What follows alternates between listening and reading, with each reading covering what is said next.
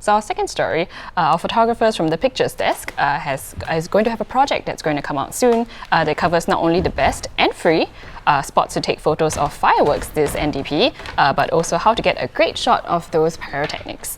And with us to talk about this project today is going to be executive photojournalist Xiaobin. Hello. Oh, hi.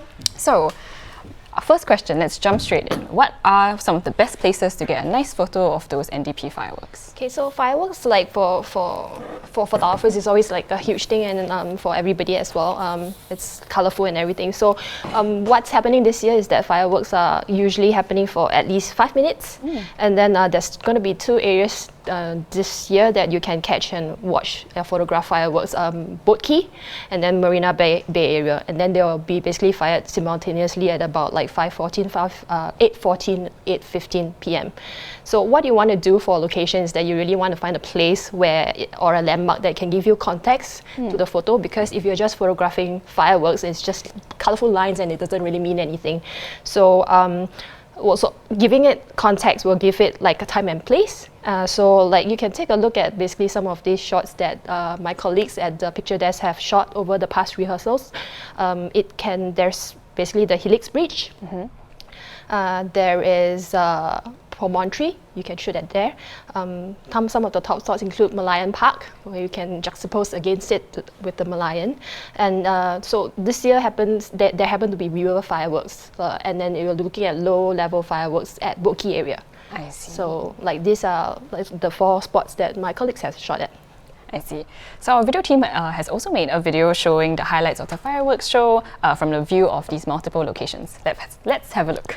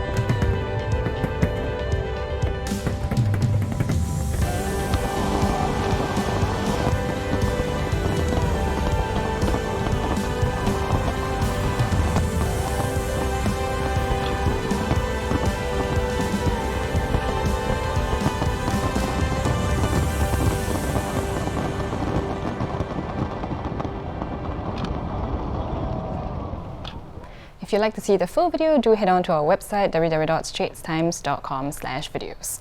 So how do you take a good photo of fireworks? Okay, so any photographer will tell you for fireworks shots, you need to get a tripod. When we have one right here. This is a small one, but you need a good solid one. So because fireworks, can I leave it here? Yes. Okay. So for fireworks, you typically need to, it needs to be on slow shutter, and then it needs to be, in order for you to capture basically the falling embers which create the fireworks streak. So for that, basically you need a tripod. Yeah, you can't be handheld because you don't really want shaky hands to come into become a problem. So that's basically, I'm going to talk about if you're shooting with a digital SLR, this one that we use for work. Wow. Yeah, you want to ideally stick with a smaller aperture, typically f8 to f16, and then a longer shutter speed. It can be between 5 to 10 seconds, and then that will keep your photos sharp and allow you to capture multiple bursts of the fireworks. Focus-wise, you want it to be on infinity mode and not on manual. Yeah, set to infinity on manual mode, so that it doesn't run your focus. And then you try to focus on your background also, as in maybe focus on the buildings, and then when the fireworks usually is buildings lah. You try to use the auto trigger, wireless, to basically trigger the camera without touching it. You want to avoid touching and shaking your camera. Yeah. So and then so experts photographers, they tend to use black cut. So because you're exposing the camera for like a long shutter, basically slow shutter speed. You don't want to overexpose your shot, so they tend to black cut it. So that's like expert photographers. But most of us use mobile phones. Right. Yes.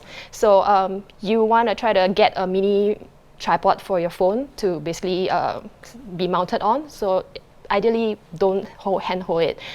Find some sort of support to hold your phone up against, either on a ledge or on the floor, and then make sure that nobody obstructs your view, which is the toughest thing for National Day if you're out there with everybody. Yep. And then because phones are not usually able to do long exposure shots, there are apps that allow this. So for iPhones, if you have, I guess it's slow shutter cam, and then if you have an Android camera, long exposure camera too. That's what I know. Right. Yeah. And then one more thing is that the first few bursts for fireworks are usually the cleanest. So after that, there will be smoke and stuff like that. Correct. And then unless there's wind that carry them away, or else the sky will be covered in smoke and you don't really get any beautiful shots. So you want to ideally capture the first few bursts of fireworks. Right. So if there's anyone out there who is genuinely planning to go out to these locations and get their shots, what tips do you have for them? Okay, so I think the big thing is that you really have to be kiasu. Try to go early and then reserve your spot lah. Because basically photographers, like the ones who really want to camp out there, they can be there as early as like 3 p.m. That's like 5 whole hours before like any finale or like before the whole thing. A large crowd is definitely expected, and there will be some sort of crowd control by the police. So like if a certain area is full, so like this is a warning from my colleagues, they might not allow you to enter the area. So if you really want a good shot, try to be there early, make yourself comfortable. Photographers usually end up using them tripods as light markers, choke. Yeah, and then so try to go to the restroom first. Bring water, but don't drink too much water. Because you're going to be there for 5 hours. Yeah, so in order, it's going to be painful, but for the good shot, I guess it's worth it. So you told me off camera that pain is temporary, but a good photo is forever. Oh yeah. Okay, so good luck to all the photographers out there, and do have fun. And if you'd like to see the full project, do stay tuned to www.straitstimes.com. Thanks for sharing more with us, Xiaobin. Thank you. So those are the top stories of the day, but don't forget we have live coverage of the NDP and the pre-NDP show on Friday. Our hosts will be going live at 5 p.m.